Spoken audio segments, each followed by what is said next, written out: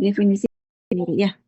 Jadi tadi sama-sama sudah oleh teman-teman bahwa dipaparkan bahwa persalinan itu adalah proses pengeluaran hasil konsepsi janin atau uri, ya, janin itu janin, uri itu plasenta yang telah cukup bulan dan dapat hidup di luar uterus vagina secara kalau itu disebutkan dengan persalinan normal, ya. Jadi persalinan atau kelahiran normal itu adalah proses pengeluaran janin yang terjadi pada kehamilan cukup bulan, lahir spontan gitu ya, dan tanpa komplikasi baik ibu maupun janin. Nah itu apa namanya kalau kita sebut dengan eh, teori persalinan ya. Terus sebentar. Pasien yang lahirnya sesar bagaimana? Ya sama ya, proses pengeluaran janin dan uri itu yang memang pada usia masa kehamilan yang sudah mencukupi di usia kehamilan 37 hingga 40 minggu gitu ya. Nah, itu mungkin yang sebut kita dengan persalinan. Sebentar. Lagi ya bahwa pengertian dari persalinan itu banyak ya. Jadi persalinan dan kelahiran itu merupakan kejadian fisiologis yang normal dalam kehidupan tentunya ya. Jadi ada yang menyatakan bahwa persalinan itu apa? Proses membuka dan menipisnya serviks dan janin turun ke jalan lahir. Atau ada juga yang berbicara bahwa proses di mana janin gitu dan ari keluar melalui jalan lahir. Ada juga peristiwa keluarnya janin termasuk plasenta. Atau juga ada proses pengeluaran yang terjadi pada kehamilan cukup bulan tanpa komplikasi baik ibu maupun janinnya. Ada yang jadi banyak ya pengertian persalinan yang pada intinya definisi dari persalinan adalah proses pengeluaran janin dan uri pada pada masa kehamilan cukup bulan ya. Nah, bagaimana nih sebab-sebab mulai terjadinya persalinan kok tiba-tiba ada bersalin, sedangkan kita kan hamil dari 0 bulan sampai 9 bulan itu dia tanpa ada kontraksi. Namun, biasanya pada usia kehamilan 8 minggu ya, ataupun 9 minggu, 8 bulan ataupun 9 bulan, itu ada yang namanya kontraksi. Tadi teman-teman ada yang bilang kontraksi Braxton Hicks. Nah, Braxton Hicks itu adalah kontraksi palsu. Bagaimana itu terjadi? Mungkin kemarin kita sudah bahas sedikit bagaimana pada saat kehamilan itu adanya peningkatan hormon estrogen dan progesteron dan pada saat akhir kehamilan progesteron dan estrogen menurun, keluarlah yang namanya hormon apa kemarin? Kita sempat bahas sedikit. Hormon apa yang keluar? Ketika progesteron dan estrogen menurun di akhir kehamilan, namun pada saat itu juga ada yang meningkat atau ada yang keluar? Hormon apa? Baru kemarin. Hormon apa?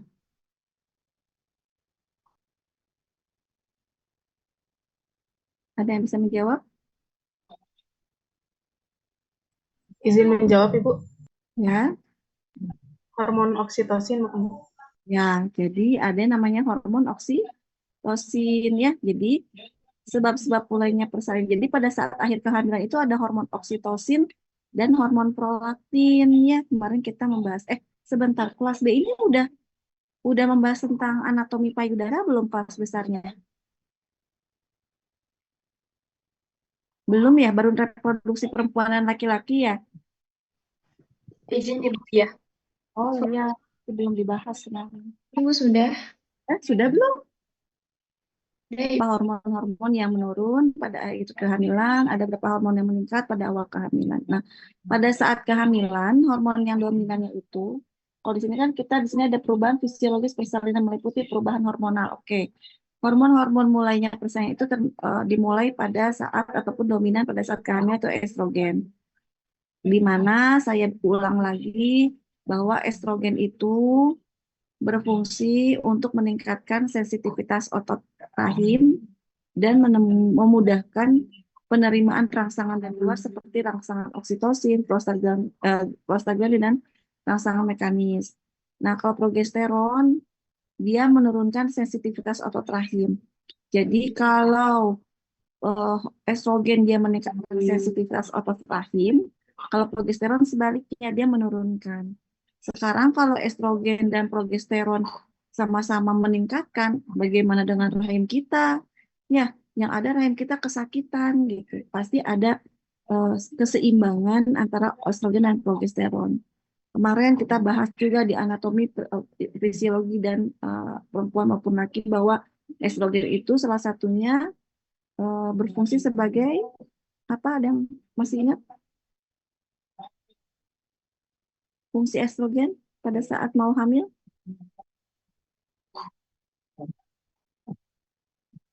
Ada yang masih ingat? Baru kemarin loh, hari apa? Fungsi estrogen,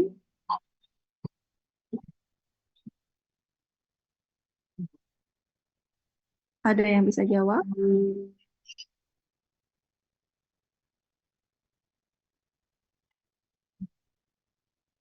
Ya, cuma atau kemarin kita kalau nggak ada yang bisa jawab. Fungsi estrogen salah satunya untuk apa? Pada awal kehamilan. Jadi Bu mempersiapkan rahim untuk implantasi.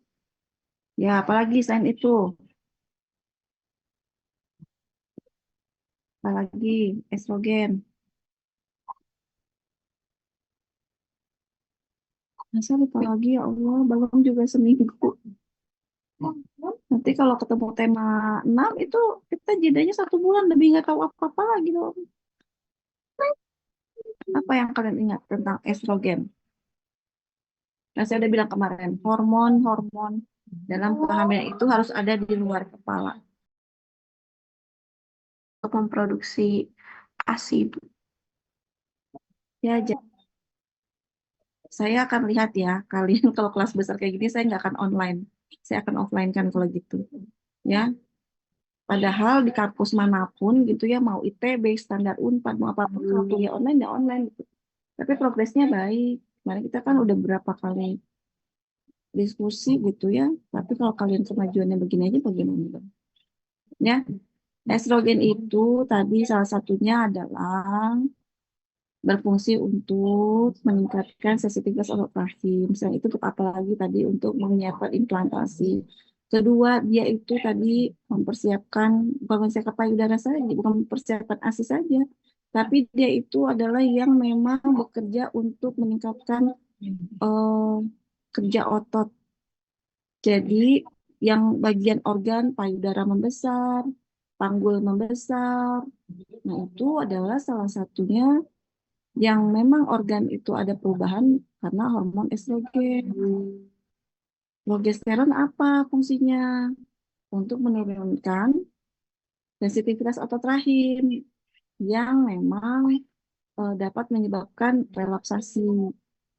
Sehingga kalau kedua hormon tersebut dalam keadaan seimbang, kehamilan itu dapat dipertahankan. Ya, yang satu meningkatkan, yang satu menurunkan. Perubahan keseimbangan kedua hormon ini bisa menyebabkan apa? Menyebabkan oksitosin yang dikeluarkan oleh hipofisis posterior itu dapat menimbulkan kontraksi yang disebut dengan Braxton Hicks. Jadi, dengan demikian, teori-teori yang memungkinkan terjadinya proses persalinan itu satu, teori keregangan. Ya, di mana satu otot rahim mempunyai kemampuan meregang dalam batas tertentu.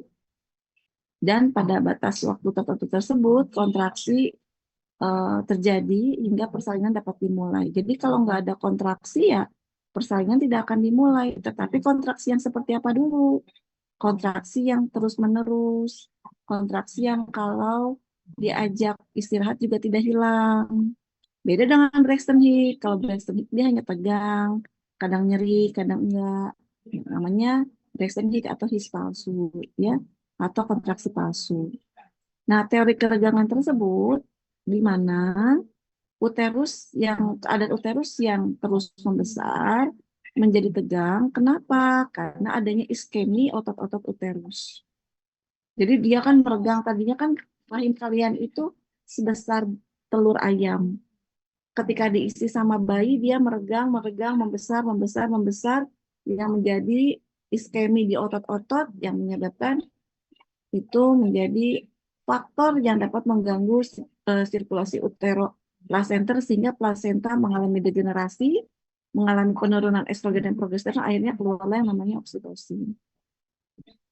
Kemudian selain itu juga ada teori penurunan progesteron. Teori penurunan progesteron itu gimana? Proses penuaan plasenta itu terjadinya mulai 28 minggu. Jadi plasenta itu akan menua di usia 28 minggu atau di trimester 2 akhir, di mana terjadi penimbunan jaringan ikat, pembuluh darah yang mengalami penyempitan, terus pili-pili chorialis yang mengalami perubahan-perubahan, sehingga produksi progesteron mengalami penurunan. Dari situ, otot-otot rahim lebih sensitif terhadap oksitosin. Akibatnya, otot rahim mulai berkontraksi setelah tercapai tingkat penurunan progesteron tertentu. Kemarin kita sudah bahas kan ya di awal kehamilan bagaimana proses hormonal pada saat kehamilan. Oh, progesteron sama estrogennya meningkat. Diproduksinya di mana progesteron sama estrogen?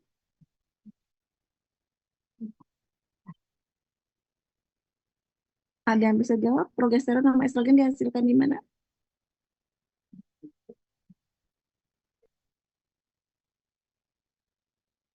Faliza bisa jawab Ibu?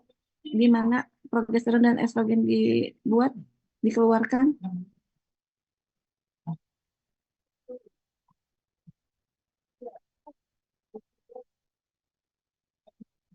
Percuma tuh kuliah kemarin ya, sampai sore, tapi nggak ada yang nyaut ya.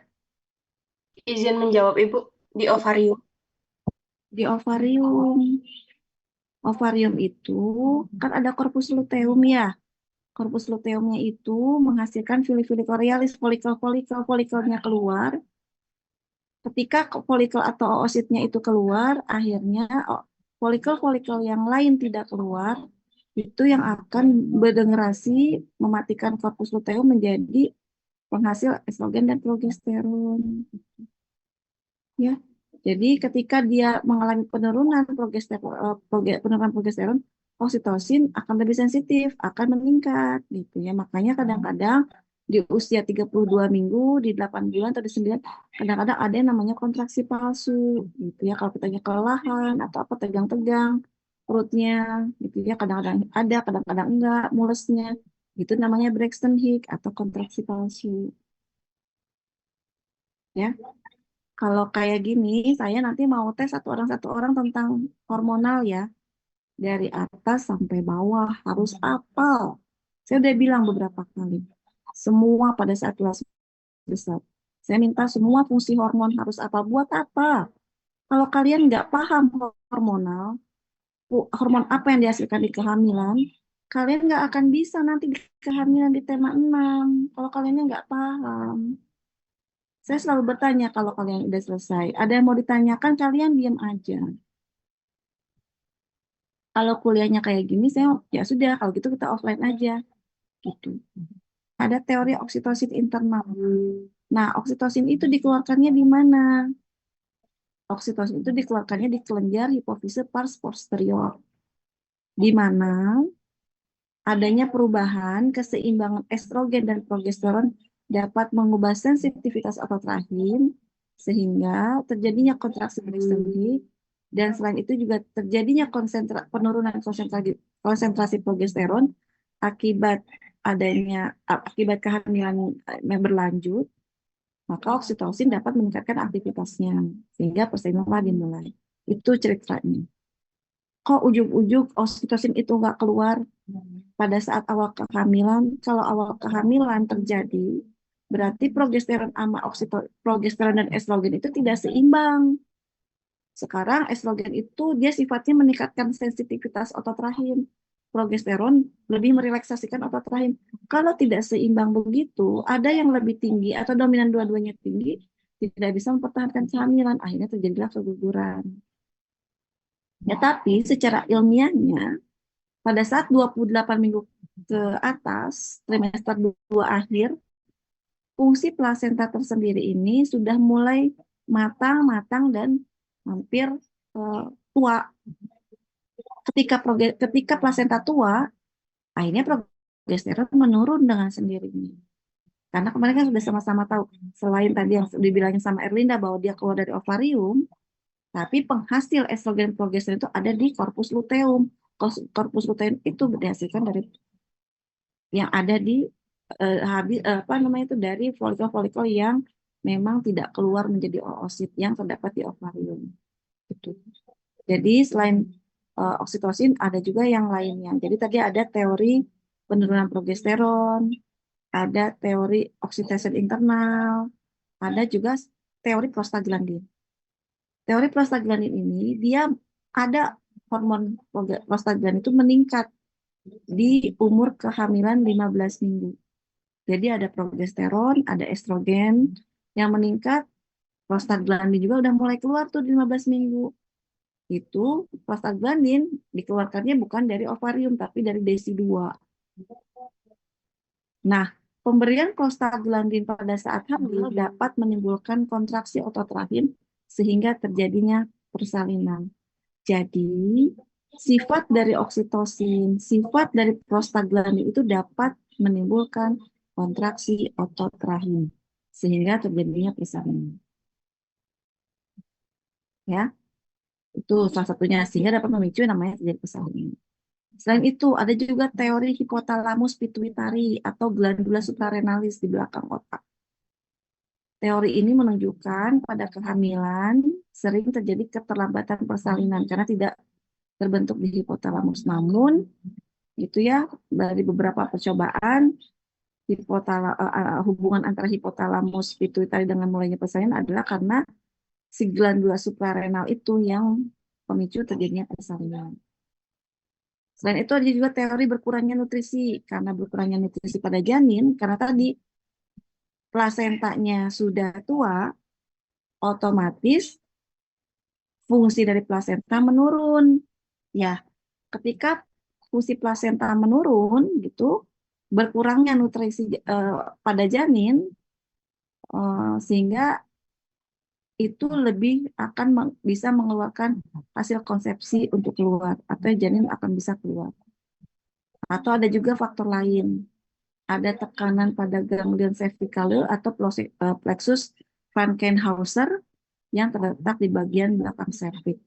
Ya, itu yang memang dapat membangkitkan kontraksi uterus. Jadi tadi silahkan oleh kelompok ditambahkan kalau yang baru saya sebutkan belum ada, ditambahkan hormon-hormon yang dominan pada saat kehamilan menjelang eh, persalinan.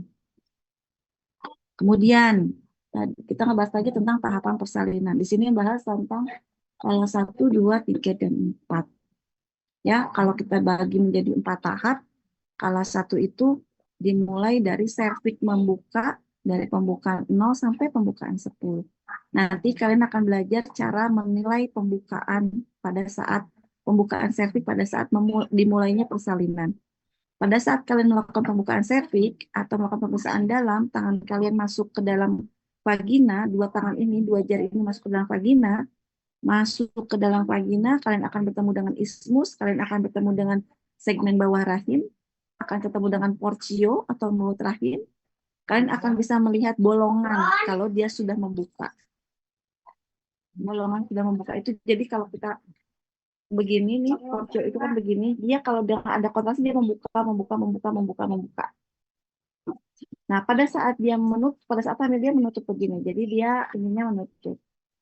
Nah, kalau dia sudah masuk kelas 1, serviks ini akan 0, 10 gitu ya. Nah, gimana cara membukanya? Eh, kalau memang dia disertai dengan kontraksi. Kalau ketika si rahim berkontraksi, kalau ada balon ya, kalian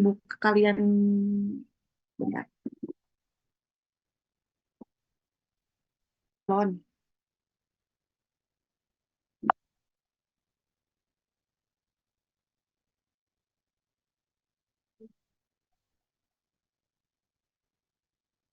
Ini ya, tapi ini kan sarung tangan ya. Ini kan sarung tangan. Kalau ini balon, ini kalau ketika digenjot begini, kan ini membuka nih. Ya, kalau ini balon. Nah, balon kan ketika dia akan membesar ya. Ini kan balon. Kalau rahim itu dia bulat begini. Tapi kalau kita ada kontraksi begini, berarti kan itu dia akan membuka ininya bawahnya gitu. Jadi kalian bayangkan balon bentuknya begitu kan rahim juga bentuknya begitu. Ketika dikompres, pasti bawahnya itu bawah ujung ininya mulut rahimnya akan membuka. Nah, itulah yang namanya kenapa disebut dengan pada kelas 1 septic membuka dikarenakan ada salah satunya karena kontraksi rahim yang sudah eh, ada sudah kuat dan sudah sering. Tapi kalau kontraksinya kadang ada, kadang nggak ada, dipakai jalan hilang, bisa tidur, itu namanya kontraksi palsu belum bisa membuka rahim. Kayak Braxton Hicks itu tidak bisa membuka rahim.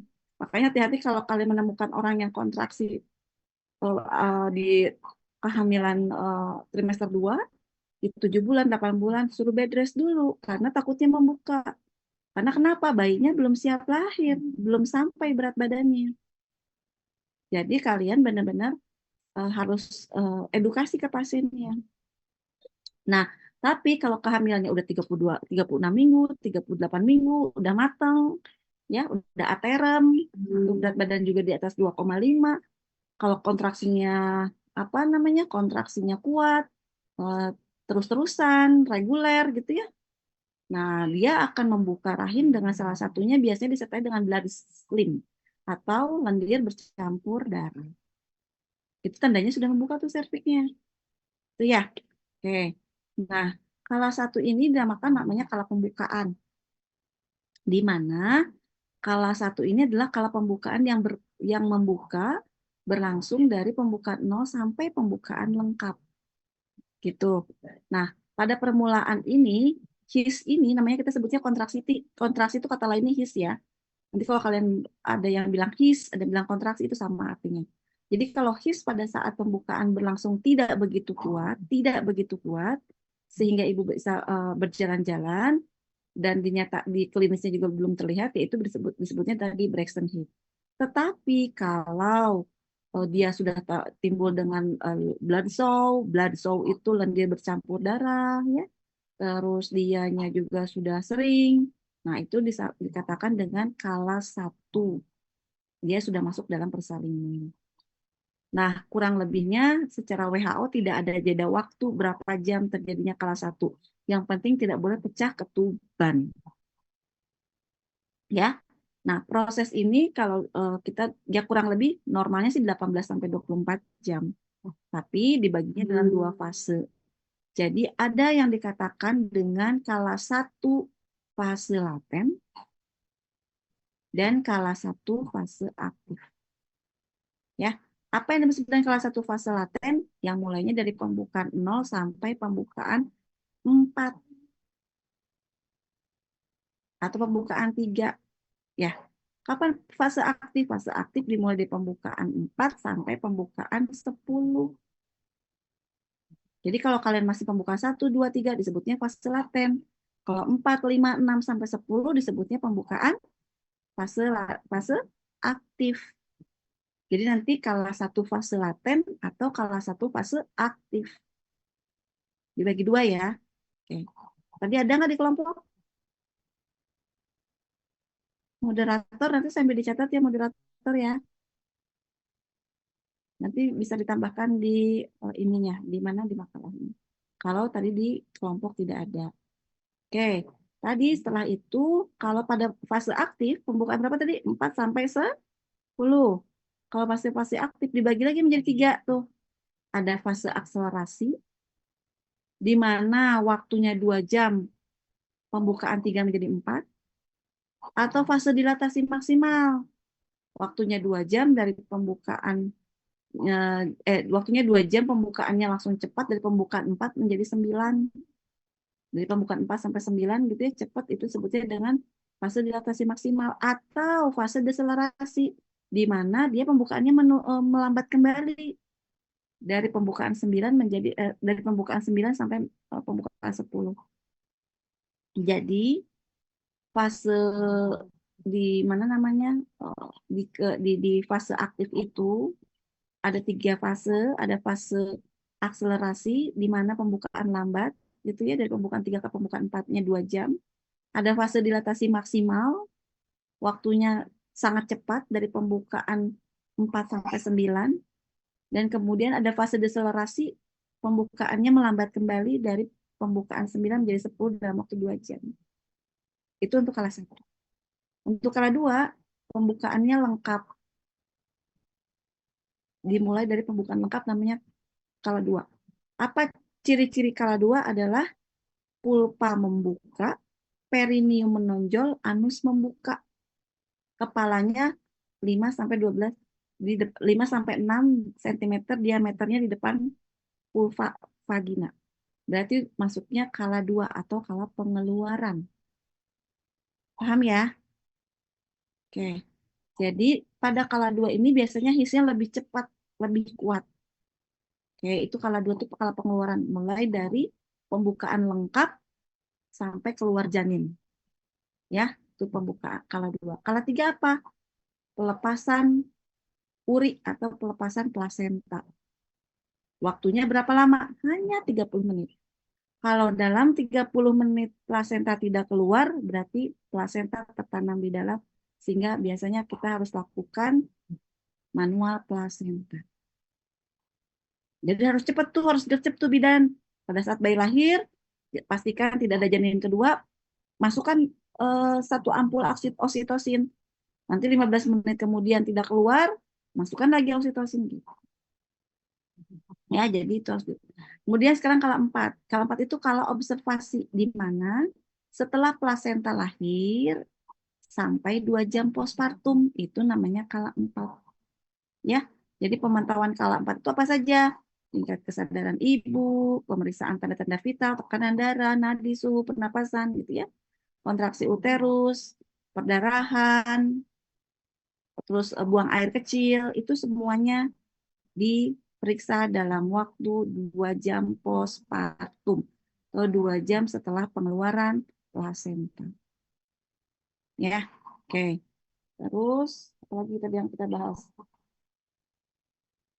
Yang tadi belum ada di sini, yang belum kalian bahas, tadi sudah bahas belum perubahan-perubahan kardiovaskulernya, perubahan pernapasannya, perubahan suhu, dan perubahan gastrointestinalnya sudah dibahas ya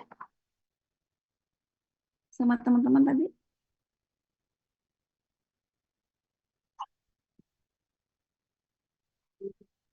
Izin Ibu dibahasnya waktu pertemuan sebelumnya, Ibu. Ya, berarti itu mah di kehamilan bukan? Tapi udah dibahas sama siapa?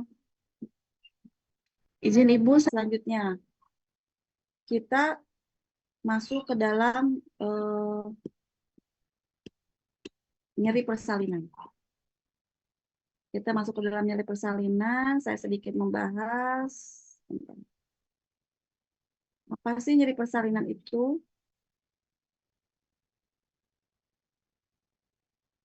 Adanya peregangan serviks, kemudian ada tekanan pada struktur pelvis, dan peregangan dan robekan pada perineum. Ya, salah satunya itu. Jadi, penyebab nyeri persalinan itu, jadi kalau kita sebutkan nyeri persalinan itu apa, tadi kan udah bahas tentang persalinan. Kalau nyeri persalinan itu apa? Itu kontraksi dari mana? Dari miometrium. Ya, miometriumnya di mana? Ya di rahim ini. Jadi dia berkontraksi, ini rahim misalkan nih. Dia berkontraksi, menggenjot gitu ya. Nah, itu di mananya? Di kontraksi di miometriumnya. Di mana itu hal yang proses fisiologis dengan intensitas yang berbeda-beda pada masing-masing individu. Jadi rasa nyeri yang dialami pada persalinan itu bersifatnya adalah subjektif ya. Ada yang tambah sakit kalau memang karena ambang nyeri seseorang itu berbeda. Ada yang masih pembukaan 1 belum jerit-jerit. Ada yang pembukaan 1 udah jerit-jerit. Ada yang sampai pembukaan 10 mau lahir, dianya nggak merasakan nyeri, ada. Ada yang malah udah jerit-jerit dari pembukaan 6, itu ada. Makanya nyeri persalinan itu biasanya intensitasnya beda-beda per individu. Karena dia sifatnya unik gitu ya, gimana ibunya. Apakah faktor dipengaruhi oleh budaya, dipengaruhi faktor takut, kecemasan, atau pengalaman persalinan sebelumnya, atau persiapan persalinan dengan dukungnya. Nah, rasa nyeri pada persalinan itu karena tadi satu, karena kontraksi dari otot rahim satu. Nah, kontraksi ini menimbulkan rasa nyerinya di daerah mana? Di daerah pinggang, di daerah punggung, di daerah perut, atau bisa sampai menjalar ke paha. Ya, karena adanya pembukaan mulut rahim atau serviks. Penyebabnya biasanya satu, karena ada penekanan pada ujung-ujung saraf antara serabut otot dari corpus fundus uterus. Nah, kita udah bahas genitalia. Corpus fundus uterus itu ada di mana?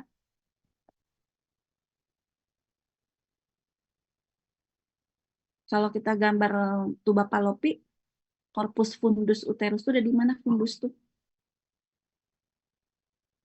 Hmm? Ada yang bisa jawab? Fundus itu ada di mana, Devini?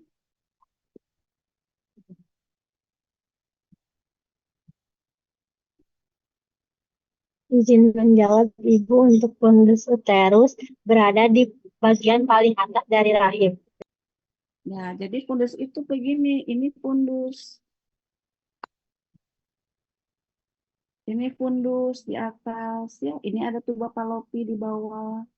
Ini namanya korpus atau badan. Fundus itu adalah atasnya dari si korpus. Nah, itu jadi kalau korpus fundus uterus itu gimana? Ada saraf-saraf di korpus sama di fundus, ada saraf-saraf di korpus sama di fundus yang memang ditekan oleh beberapa ujung-ujung sarafnya. Kemudian adanya adanya iskemik myometrium dan serviks karena kontraksi sebagai konsekuensi dari pengeluaran darah dari uterus karena adanya vasokonstriksi akibat aktivitas berlebihan dari saraf simpatis. Jadi karena dia tadi ada penekanan ujung-ujung saraf, ada iskemik juga di myometrium, dia berkontraksi gitu ya. Nah, bisa dari situ. Kemudian juga kontraksi pada segmen bawah rahim sehingga dia memacu aktivitas berlebih pada sistem saraf simpatis. Kan yang bermain kalau rasa nyeri itu adalah bagian-bagian sarafnya, bukan otot, bukan apa, tapi sarafnya yang terkena sehingga dia bisa merasakan nyeri gitu ya. Ataupun karena dilatasi dan serviks. Dilatasi itu nama lain dari membukanya segmen bawah rahim di sininya, di serviksnya ya, namanya dilatasi atau membukanya jalan rahim. Kemudian tingkat nyeri persalinan. Kalau tingkat nyeri persalinan itu, satu, nyeri itu merupakan pengalaman yang subjektif. Nyeri dalam proses persalinan juga merupakan pengalaman yang subjektif, yang timbul dari akibat perubahan fungsi organ tubuh yang terlihat dalam menentukan kemajuan proses persalinan janin lahir. Terus intensitas rasa nyerinya yang dipersepsikan. Jadi kadang-kadang persepsi saya nyeri segini mungkin nilainya cuma 2, tapi mungkin menurut orang lain nyerinya nilainya 5, karena persepsi. Kemudian ada intensitas nyeri yang diukur. Jadi skala nyeri. Menurut kamu nyerinya skala berapa? Menurut saya kalau nyeri hebat skalanya 10 gitu. Tapi menurut dia skalanya cuma 5 karena setiap orang berbeda, ya. Jadi setiap setiap nyeri itu berbeda-beda. Namun hasil penelitian kalau di fase aktif dari pembukaan berapa tadi fase aktif itu?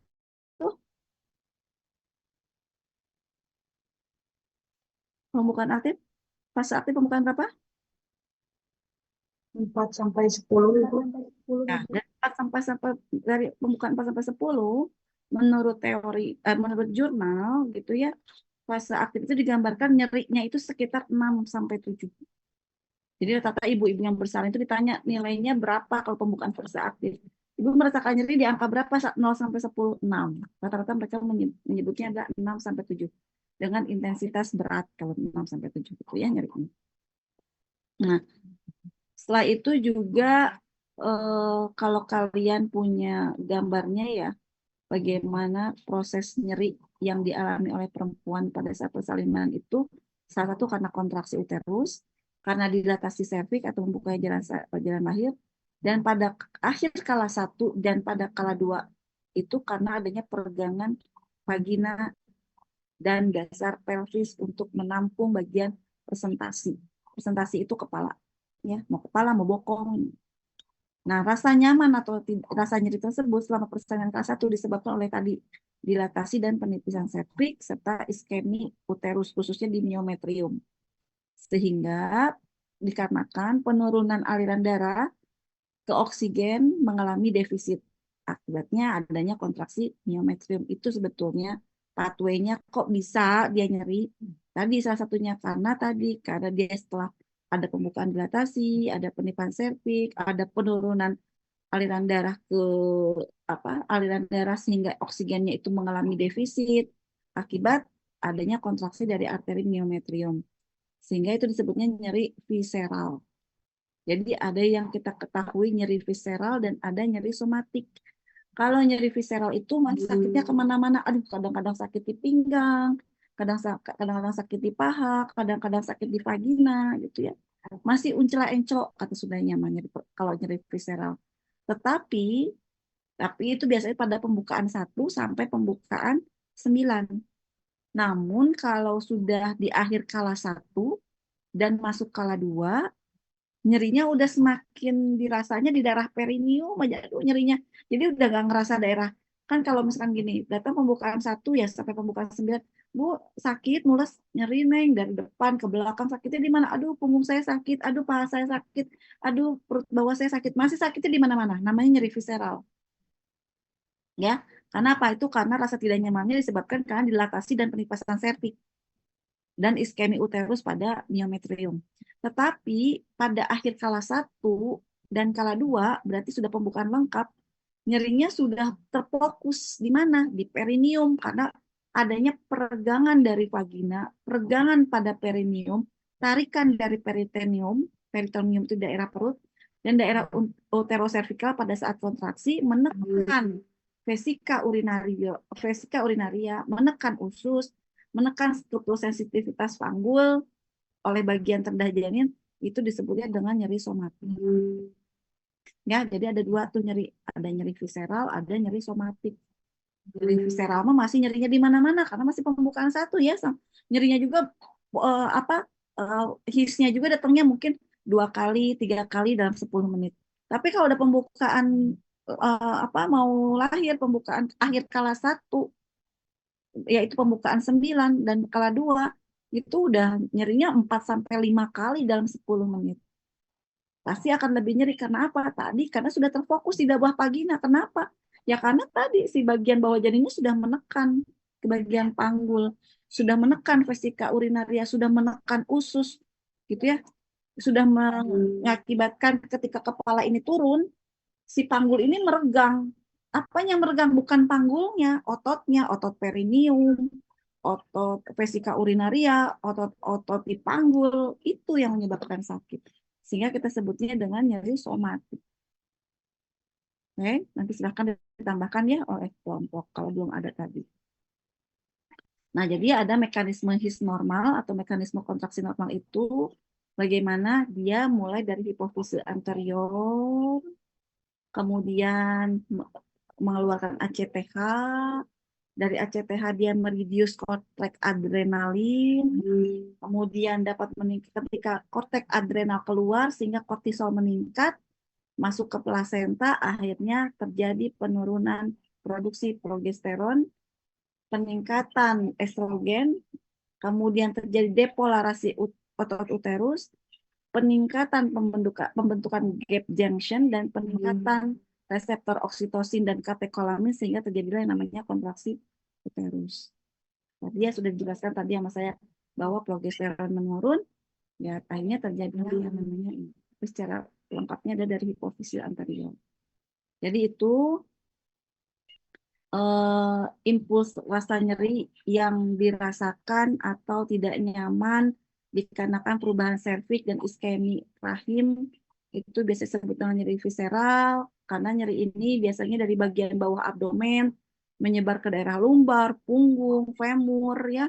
Impuls nyerinya juga berasalnya dari mana? Dari serviks dan corpus uterus yang ditransmisikan oleh saraf-saraf aferen melalui plexus uterus, serviks, dan lain-lain. Beda dengan tadi dengan somatik. Kalau somatik dia lebih sudah mulai dari pembukaan kala 1 akhir sampai ke kala 2. Nyerinya sudah terfokus. Terfokus di sini adalah nyerinya udah pada saat di perineum. Karena apa tadi? Peregangan peritoneum, peregangan otot-otot di panggul gitu ya, sehingga menyebabkanlah dan tekanan bagian terdajan si kepalanya sudah masuk ke pintu atas panggul, menyodok vagina dan membuka pintu atas panggul, itulah yang disebut dengan nyeri somatik ya. Kemudian ada juga nyeri tahap 3. Nyeri tahap 3 mah pada saat kala 3, pada saat pengeluaran plasenta.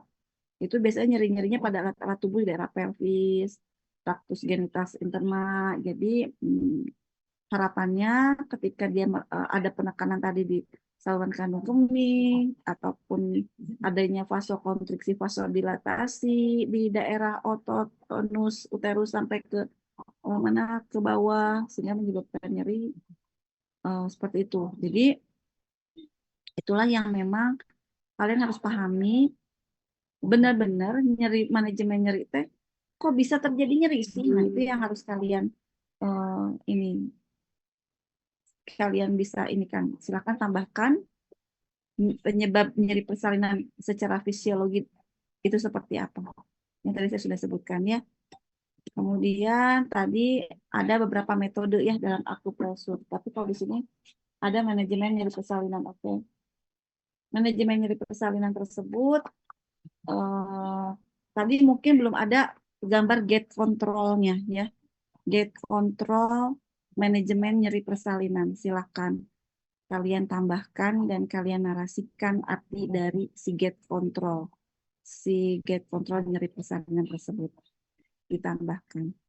Kemudian ada manajemen untuk nyeri persalinan sangat banyak ya. Karena kalau kita sebelum kita manage nyeri persalinan, kita harus tahu dulu penyebabnya. Tadi ya dipengaruhi oleh siapa aja sih adanya nyeri persalinan. Tadi udah saya bahas sedikit tentang mungkin karena ada respons psikologis, cemas, takut, pengalaman persalinan, support system yang nggak bagus, persiapan persalinan, dan seperti itu. Misalkan ada budaya, ada cemas, takut, pengalaman persalinan yang dulunya jelek, support sistemnya tidak ada, persiapan persalinan tidak maksimal, itu mungkin faktor-faktor yang mempengaruhi respon terhadap nyeri persalinan. Makanya kita ada beberapa manajemen nyeri persalinan untuk mengurangi tingkat nyeri persalinan. Ya, ada tadi message, oke, ada metode akupresur, terus ada apa lagi tadi teman-teman cerita banyak tentang manajemen pada nyeri persalinan. Jadi ada yang dikompres hangat, banyak hal yang dilakukan. Ada juga counter pressure gitu. Itu juga ada, jadi melakukan pijitan di daerah bagian punggung bawah atau bagian pinggang gitu ya. Kemudian kompres hangat ya. Jadi untuk merelaksasi dari pembuluh-pembuluh ataupun dari ujung-ujung saraf. Nah, itu mungkin tambahannya sedikit saja dari saya terkait dengan materi hari ini. Ya, jadinya silahkan kalau memang belum lengkap dimasukkan ke dalam makalahnya. Karena jangan sampai kalian, yaitu tadi hanya sekedar membuat makalah mah, saya mah tahu gitu ya, kalau mahasiswa ini sekedar membuat makalah akan terlihat kalau misalkan kalian memahami dan biasakan ketika ada tanya jawab dijawab ya, mau salah